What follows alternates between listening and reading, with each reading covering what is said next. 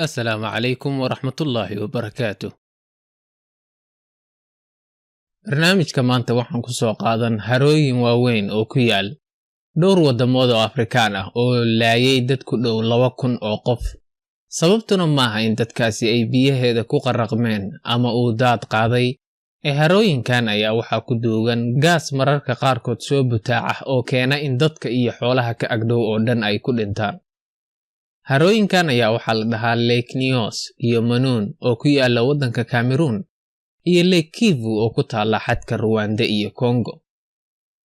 Sanadii 1984 harada Manun oo ku taala Cameroon, dadkii ka agdhawaa ayaa waxay maqleen qarax. Muddo yar kadibna dad lagu qiyaasay 37 qof oo guryahooda jooga ayaa la arkay iyagoo dhintay. Waa la garan waayay waxa ay dadkaasi u dhinteen iyo waxa uu ahaa codka qaraxa ay maqleen. Wax fasiraad ah ayaa loo waayay iyagoo u maleeyay weerar argagixiso. 2 sano kadib isla Cameroon ayaa haro kale oo la dhaho Lake Nyos baa arrin sidaas oo kale ay ka dhacday. Laakiin maadaama ay dhowr tuulo ay u dhawaayeen markaan, waxaa ku dhintay dad lagu qiyaasay 1746 qof. Dadkaas qaybtood ayaa waxa ay haradaas u jireen 25 kiiloomitir. Waxa kaloo ku baktiyay xoolo aad u fara badan. Haradaas ayaa muddo yar biyaheedii isu bedeleen biyo guduudan. Haddaba maxay noqotay waxa dadkaasi laayay? Goortii la baaray ayaa waxaa la soo ogaaday waxa keenay in dadka intaa le'eg ay dhintaan. Harooyinkaas ayaa waxaa gudahooda ku aasan gaas aad u fara badan. Gaaskaasi sun ma aha ee waa carbon dioxide oo ah gaaska marka aad neefta soo celisid soo baxa. Haddaba seebay ku dhacday in gaaskaas aan khatarta ahayn uu dad badan laayo? Seebayna ku dhacday in marka hore uu ka soo butaaco haradaas? Marka hore tusaale yar ayaan soo qaadan.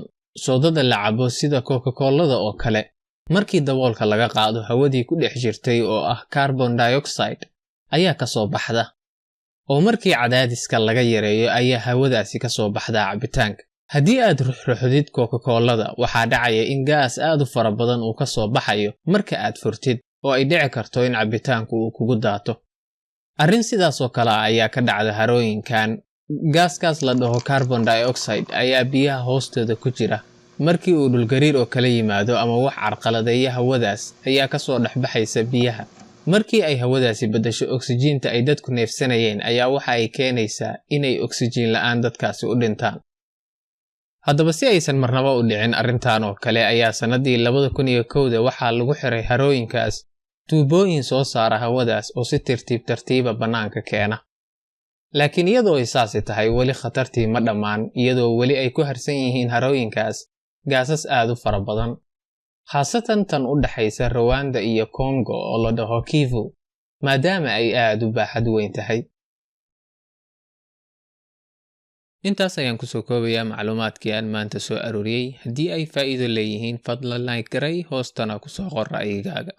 Intaan madama kulmi doono, nabadgelyo, wassalaamu calaykum waraxmatullaahi wabarakaatu.